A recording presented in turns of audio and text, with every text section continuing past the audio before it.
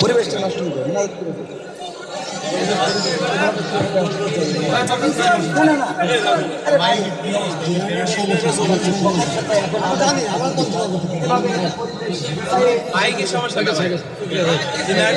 ভাই, আমাদের দেশে হুজুরেরও অভাব নাই, ফতোয়ারও। আল্লাহুম্মা আমিন। রব্বানা যালামনা আনফুসানা ওয়া ইল্লাম তাগফির লানা ওয়া তারহামনা লানাকুনান্না মিনাল খাসিরিন। রব্বানা আতিনা ফিদ। কোনটা প্রশ্ন এসেছে?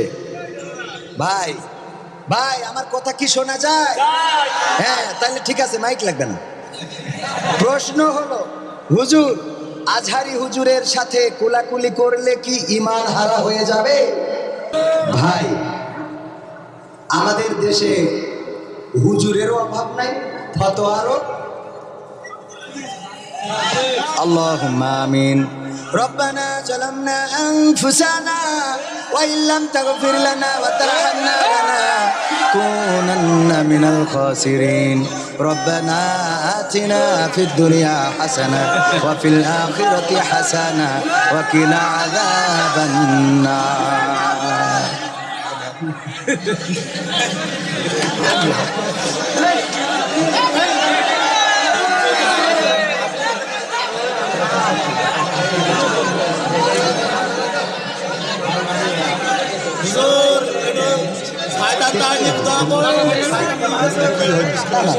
পরিবেশটা নষ্ট হয়ে যাবে না।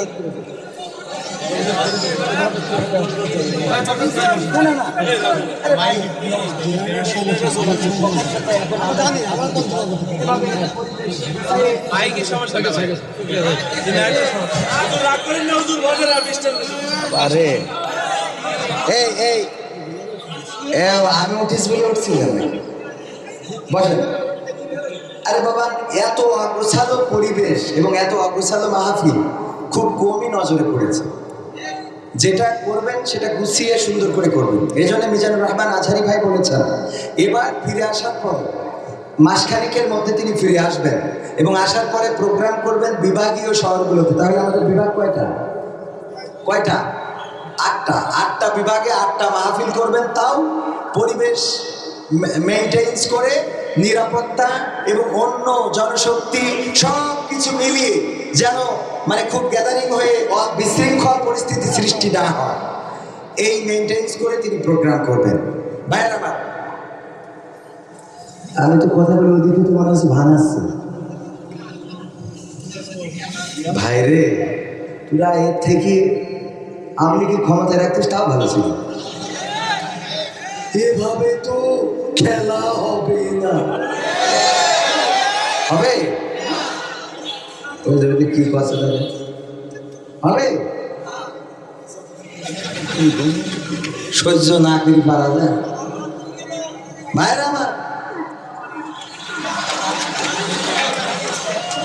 এ ভাই, তোরা কি মজা নিচ্ছিস আমার সাথে?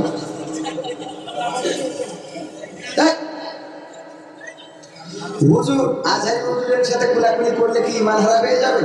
কারণ আমি নিজে কোলাকুলি করেছিলাম, তাহলে আমি এখন কি করব?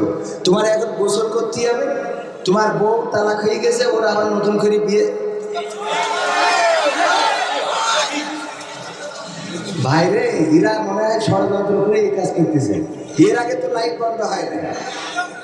আমি বলছিলাম এই ফতোয়া যে প্রশ্ন করেছে, ফতোয়া আমি বলছিলাম একজনরা দিয়েছে না, দেয়নি। ও বউ তালাকের ফতোয়া দেয় নাই, ওই সে তওবা করেছে, কিন্তু ও যদি ঈমান হারা হয়ে যায়, বউ যে তালাক হয়ে গেছে, এইটা কি দেখো কথা কয় না। ও বউ নিয়ে শুয়ে থাকছে, আবার কলেমা পড়ি মুসলমান আসছে। শয়তানরা এসে দেখায়, এই জাতীয় শয়তান এই দেশে হুজুরেরও অভাব নেই, ফতোয়ারও অভাব নেই। আজহারি ভাইয়ের সাথে কুলাকুলি করলে ঈমান হারা হয়ে যায়, এইগুলো যে বলে ওর ঈমান আছে কিনা এটা একটু যাচাই করার দরকার আছে। ঠিক না বেঠে? কারণ ঈমানদার কখনো একজন মাজলুম আলেমের ব্যাপারে এমন মন্তব্য করতে পারে না যে আলেমটাকে হুমকি দেওয়া হয়েছিল, হয় দেশ ছাড়ো না হয় জীবন ছাড়ো। জীবনের মায়া ছাড়ার জন্য বলা হয়েছিল না, হয় নাই? হয় জীবনের মায়া ছাড়তে হবে না হয় দেশ ছাড়তে হবে। এই কথা বলেছিল। এই জন্য মিজানুর রহমান আজহারি ভাই বাংলাদেশ ছেড়ে প্রবাসে আল্লাহ রাসূলের সুন্নাহকে অনুসরণ করেছেন, হিজরত করেছিলেন। আর সেই মাজলুম আলেমের ব্যাপারে যারা বলেছে কুলাকুলি করার কারণে, তার প্রোগ্রামে যাওয়ার কারণে ঈমান হারা হয়ে গেছে, এই কথা যারা বলেছে তাদের ঈমান আছে কিনা এটা আমাদের সন্দেহ হয়। যিনি কুলাকুলি করেছেন, কুলাকুলি করে ঈমান হারা হয় নাই, বরং আমি বিশ্বাস করি আপনার ঈমানের জজবাটা বেড়েছে। ঈমানের জজবাটা কি হয়েছে? বেড়েছে। কারণ আলেমদের দিকে তাকিয়ে থাকলেও সগীরা গুনাহগুলো মাফ হয়ে যায়। সুবহানাল্লাহ। আল্লাহ রাব্বুল আলামিনের নবী বলেছেন, ওয়ারাসাতুল আম্বিয়া, আলেম সমাজ, তাদের দিকে যদি কেউ তাকিয়ে থাকে তার সগীরা গুনাহগুলো ঝরে যেতে থাকে। ওই আকাশে তারার মধ্যে চাঁদের যেমন মূল্য, আমার উম্মতের মধ্যে আলেমদের তেমন মূল্য। সুবহানাল্লাহ। তো সেই আলেমদের সাথে কুলাকুলি করবেন আর আপনি ঈমান হারা হয়ে যাবেন, এই কথা যে বলে সেই ব্যক্তি প্রকৃত অর্থে ঈমান হারা। মনে থাকবে। সুতরাং ধূম্রজাল সৃষ্টি করে লাভ নাই। আমি আপনাদের যেহেতু দু একটা সঙ্গীত শোনাতে চাইছি, সঙ্গীত দু একটা শোনাই, তা না হলে আপনারা বলবেন এসে আমাকে নিয়ে এসেছেন তো সঙ্গীত শোনার জন্য, ঠিক না? আমি আকর্ষণ আমি তো বিকর্ষণ করতে পারি না। ওয়াজ শোনাবো যখন বক্তা হয়ে আসবো, তো অনেকেই সমালোচনা করে যে এই সমালোচনা করে এই লোকটার স্টেজ দিল কে, এই লোকটার স্টেজে উঠাই কে? ওয়াজও করে, নাটকও করে, গানও করে, আবার দেখি এই করে তাই করে। আমাকে বললো যে আপনি প্রশ্নের কোনো উত্তর দিবেন না। আমি আসলে প্রশ্নের উত্তর দেব না, কারণ অত যোগ্যতা আমার নাই। তবে যে কথাগুলো আমি জানি, অন্তত বুঝি, সেগুলো না বললে তো মুখ চুলকাই। প্রশ্ন দিয়েছে আজারি হুজুরের সাথে কুলাকুলি করলে ঈমান হারা হবে কিনা। তো ঈমান হারা হবে কেন, এটা তো আমি বুঝতে পারছি। তা কবে দেখেন তুমি কোন মাদ্রাসায় পড়ে তুমি এসে ফতোয়া দাও যে আজানের সাথে কুলাকুলি করলে ঈমান হারা হয়ে যাবে? এ কোন ফতোয়ায় কোন পৃষ্ঠায় লেখা আছে তুমি আমার দেখাও। কথা কয় না। এদের ফতোয়া হইল হারুন কিসিঞ্জারের মতো। হারুন কিসিঞ্জারের গরু একজনের ক্ষেত খেয়েছে, তো ক্ষেত খাওয়ার পরে সেই গরু ধরে নিয়ে গেছে, ধরে নিয়ে যেয়ে যাই হোক একটা শাস্তি দিয়েছে বা জবাই করে খেয়ে নিয়েছে।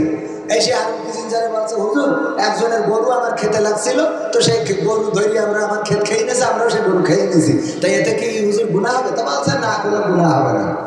হঠাৎ মনে পড়িছে কোন জায়গায় গরু, বলছে কোন জায়গায় গরু, বলছে ওই যে ওই জায়গায় ওই খেতে। কয় লাল গরুটা? কয় হ্যাঁ। তখন আর কিছু জানি মনে পিড়িস তো গরু আমার। তা বলছে একটুখানি বসো। ভিতরতে এসে বলছে যে ওই গরু তোমার দিয়ে দিতে হবে। কেন?